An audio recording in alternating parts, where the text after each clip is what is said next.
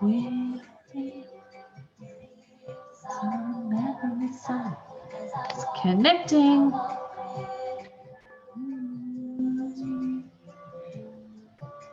Okay, are we live? I think we may be live.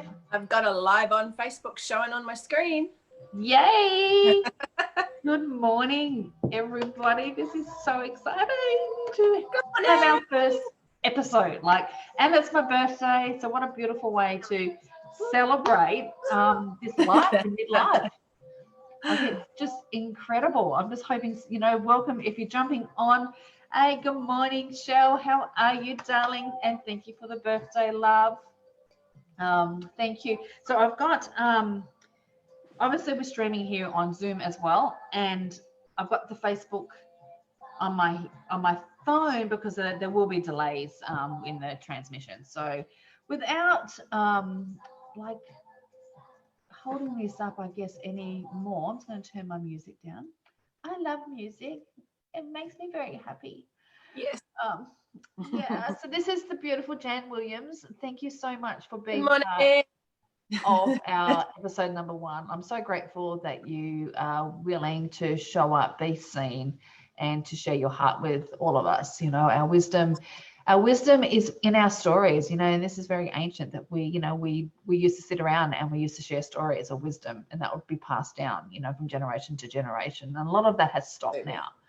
So, that's, one of the core values in this group is to just share and to give ourselves permission, I think, to show up, to be seen, and, for you to be here today. It's a place of receiving as well and giving. It's that two flow, because you're gifting your wisdom, and also we are witnessing you in this. I think anytime anyone shares anything, it's a witnessing process also. So, with that in everyone's heart as well, let's just witness Jan as she shares, and shares her beautiful heart, because she has got a gorgeous heart. She's gorgeous. Thank you so much. Thank you, Sharon, and many happy returns on your next rotation around the sun. I know, it's my last year in my 40s. I'm about 6 months behind you, so don't stress. Not stressed at all. Not stressed at all. And you might see people walking past. My husband just walked past then. So there's not a stalker in the background. Join I'm going to hand it over to you, darling. Okay, well, good morning, everyone. As Sharon said, my name is Jan Williams, and the topic today is self-love. Now, many people sort of say to me, so what is that? What does that do? Why do I want to care about that for? Well, to me, the reason you want to care about self-love is because it's actually caring about yourself. And regardless of whether you're a parent, a partner, a daughter, a sister, what have you, actually the most important relationship you'll ever have is the one you need to have with yourself, because that's the foundation that every other relationship that we have in our lives is built on. For me, that became very apparent after about 18 months of soldiering on and stepping into my father's business to run it after he needed to have a triple bypass. So that meant a lot of work, a lot of long hours, and ultimately a lot of sacrifice in terms of myself and my relationship with my son. He's now 15. He was 13 or so at the time. And I was just reaching an impasse where I was not very happy. I was not a happy camper. I wasn't my best self. And in order to try and reconnect to my best self, I needed to actually give myself some time and some care and some love. I've always been in a caregiver role through most of my life, but a lot of that time I'd actually left caregiving for myself out of the frame. Such a thing mothers do, isn't it? Absolutely. Absolutely. I was the eldest child, and all that kind of role playing that we do. as well. And so for me, aside from my own health, because my physical and mental health was suffering from all that I was doing and had taken on, and, you know, playing the role of helpful daughter, so to speak. Yeah, you know, and I'm the only child now because both my brothers have passed on. So it was very much felt like the weight was on my shoulders because there was no one to sort of share that with. But yeah, so it was my well-being that was in question. I needed to change for me. Sharon actually helped spark some of that for me. I'd done a little bit of emotional work after I'd come to that realization, and Sharon had recently done a program with a friend of ours, Brandon Cliff, Zone.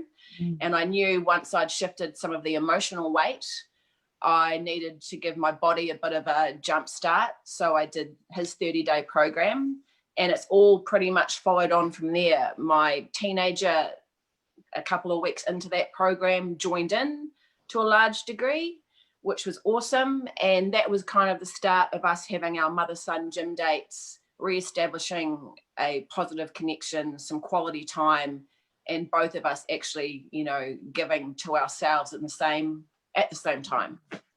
That's beautiful. And that's been, you know, how they say our children, well, everyone is a mirror to us, right? And because I was so desperately unhappy, that was mirroring in my son. And that's been the biggest gift, I think, aside from my own growth emotionally, physically, mentally, spiritually, energetically, because I do energy work as well, has just been in the relationship with my son and seeing him take back some of his power and, you know, building some confidence and self-esteem, because I'd had to take him out of mainstream school for various reasons, and his lack of self-worth was quite apparent at various times, to quite worrying degrees, as I'm sure many people can relate to. So that we've turned that around. He's now back, he started at a mainstream school again this year after being out for 8 months. He's learning a trade. He's just had a month's worth of work experience, you know, different things that he would not have been open to doing and trying 2 years ago. And also speaking into that, a big piece for me has been showing up to be seen, doing this live. I took over a friend's Insta a few weeks ago and spoke into self-care on that. And they're all things that I wouldn't have done probably even as recently as 6 months ago, because that was one of my final pieces of the puzzle in reclaiming all of my love of self and connecting to self. All over. was, you know, about being seen, and that whole piece about feeling worthy and just owning me for me. Right? Because then, you know, the more in alignment you are within yourself, not to get too woo-woo, but, you know, mission to be you, isn't it? Like where this lands, you know, really land with people or not. Yeah. Be you. You know, so the more in alignment you are within yourself, you're just so much better equipped to deal with everything that comes at you. And I think one of the best phrases I've learnt recently, if anyone else follows Preston Smiles, he talks about how, you know, we go through challenges, but the real challenge is to see the opportunity in that challenge. So, you know, positive mindset about it, change your thinking, change your view, what's your angle, what can I learn here? What can I learn? And also to go that step further, and what is the gift in that challenge? And that landed for me at the time when I heard that, and I went, yeah. Because, you know, as a solo parent, it has been challenging, but ultimately the opportunity has been for me to grow, for me to push through some of my stories of my childhood, the way I was taught to love, the way I saw a relationship being, you know, and the gift has totally been my son. He's pushed me to do things I wouldn't have done without him. because I could have just sat in my little, in my little comfort zone where I was and not needed to push myself to do a number of things without him. So as much as it is challenging at times to have a teenage boy, he, as my yoga teacher says, children are our greatest teachers. I 103,000,000,000%. Like, Connor has been my biggest teacher. He mirrors everything, but he mirrors it all back to me, every aspect of who I am. And it's confronting. It is confronting. And you're like, oh, there it is. There's some more. There's some more. There's some more where I'm not loving, like that. And that's it. I think the journey is back to love, isn't it? Like that, to not to seek love, is to seek everything that's stopping you from loving. Totally. Within something, within us. And Connor has been that for me as well. So everything that you have said there just resonates so deeply. deeply. Anyone else can anyone else feel that as well? Drop a love bomb on this. Love bomb. Drop this those like love crazy, because it's definitely has been. And that, like, just if touching on that, if it wasn't for your son, like that reflection to love yourself deeper, because he was showing that to you. You could see the unworthiness and the aspects within him for you to go, that's in me too, and let's work through that. Yeah, totally. So powerful, isn't it? Like, so powerful. And me too, absolutely. That's been my journey as well with them in that. So to like self-love, what does that mean to you? What does that look like? Paint us a picture of what self-love. Okay, so for me, self-love and self-care are quite intertwined, because I think you need both parts of that, in terms of, self-care can be something as giving yourself the time to join a Facebook Live. It can be having that cup of tea in the middle of the day that you just need those 5 minutes to breathe for. To me, self-care can be really simple, just the simple pleasures, even, a hug with your kid, or standing outside in the sunshine for a couple of minutes before you go into a meeting, just those little moments where you're filling your cup. Or it can be bigger things, like actually going away for a weekend, or one of my favorite things. So like the beach is one of my ultimate happy places. So it's a good thing I live on the Gold Coast, right? And a group of friends, basically from about March, got me back into sunrise appreciation. So most Sundays we go to somewhere like Burleigh, or the North Burleigh Lookout, braving the elements from 5:30 or what have you, depending. And we watch the sunrise. We share laughs, we share stories, have a cup of coffee, just the usual, banter stuff. And what I love about this group of people that I've been involved with,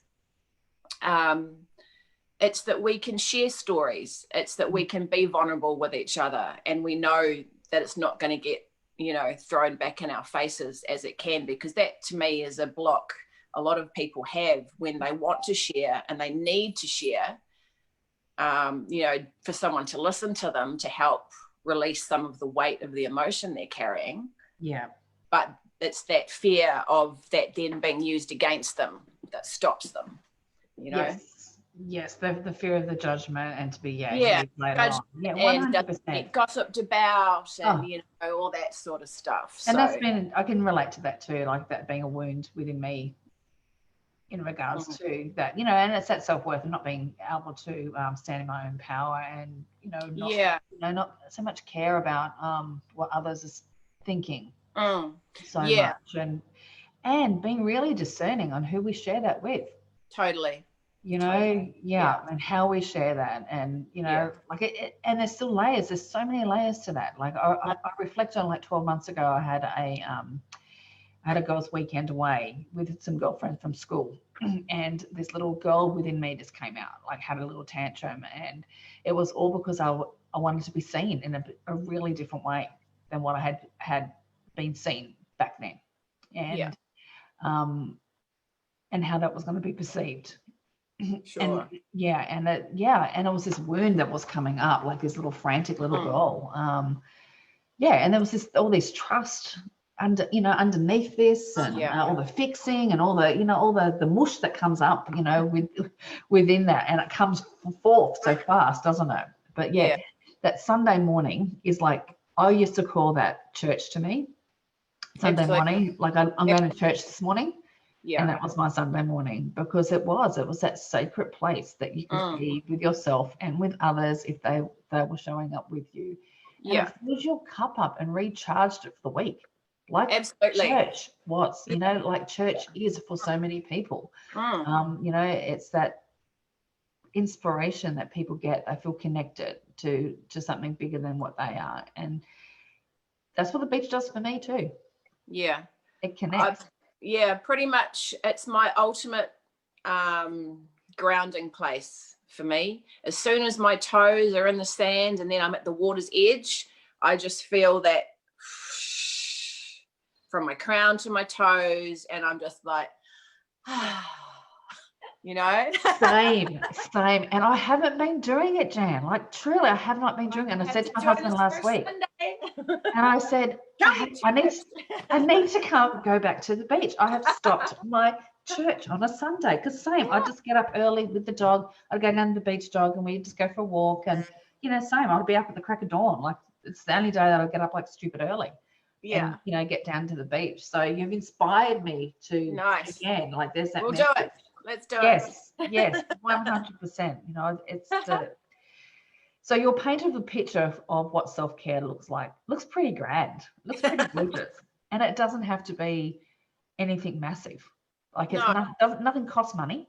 Yeah. And and sometimes it's choosing to sleep in on the Sunday and going, how am I feeling? Checking in with yourself. What do I need right now in this moment? Is it to be around people and have a conversation, or just laugh? Or is it actually just to stay in bed for another half an hour and, relax? So really, it's just all about listening to yourself and checking in with yourself and trying to discern what you need in that moment. 100%. 100%. And I think once we get rid of those conditionings of what it's supposed to look like, on the shiny pamphlet, on the brochure, self-care can look like, this is what it needs to look like: massages, facials, weekends away, retreats, all this kind of stuff. You make your own brochure, you make your own template, and you check in with yourself. You start to feel that body, isn't it? Like, feeling the body as to, yes, that's a hell yes, or that's a hell no. It's your life, your brochure that you create for you. And it can change at any time, giving ourselves permission to know that can change at any time whatsoever. Absolutely. And to not feel any guilt around that. Yes. Hallelujah. Guilt. Let that go, people. Let that go. I think a lot of women, especially, we're kind of, the pamphlet, the shiny brochure has been about being a superwoman. And don't get me wrong, I think we can have it all, but it has to be on our terms that fit with our lives and our underlying self, not 100%. Someone else's cookie cutter version of what you should be doing. And there's nothing wrong with going on big holidays or facial spas, etc. That's all great. But just don't feel that that's the only option for you to look after you. Yeah. Amen, sister. Amen. Like, yes. Hell yes. Love it. Well, thank you. Anything else? Thank you so much for sharing your wisdom and your heart with us. Is there anything else you would like to add to this?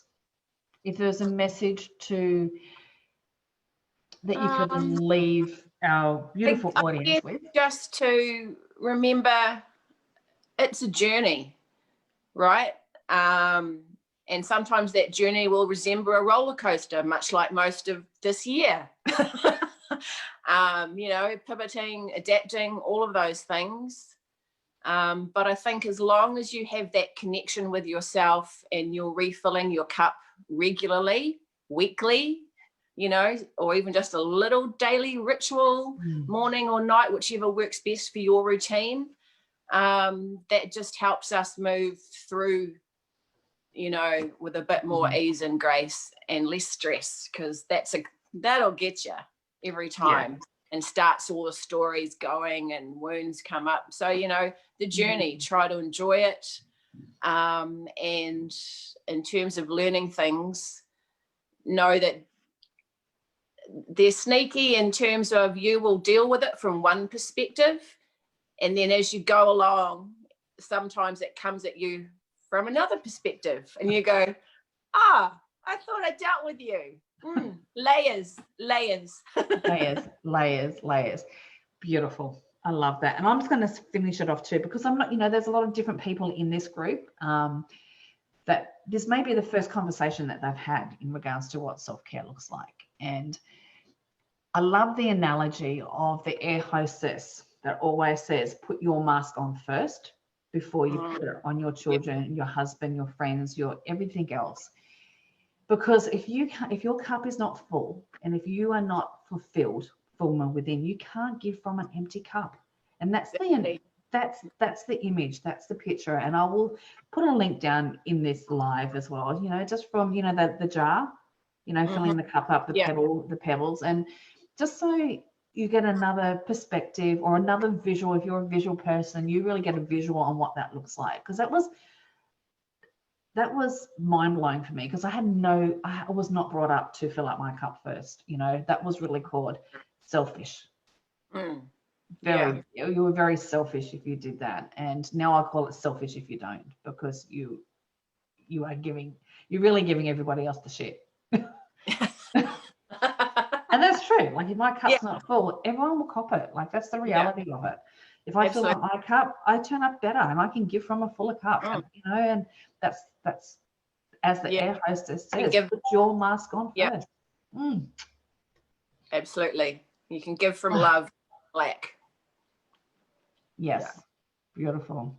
Well, thank you, darling. I think we'll end this now, because that was just magnificent. Thank you so much for those who are joining. I'm just checking the Facebook page. It's kind of frozen on my phone, so sorry. Don't know what's going on, but I see there's a few people on. We'll go back and we'll put them up on there. But if everyone can just give Jan lots of love bombs, and if you're on the replay, do replay, and same, you know, throw some love on Jan, who shared her heart with us today. And I look forward to episode number 2 next week. I don't know what the topic is just yet. I think it's going to be an evening one, so we'll see you then. Nice. Thank you. Bye. Enjoy your day. Love you. Bye. See ya.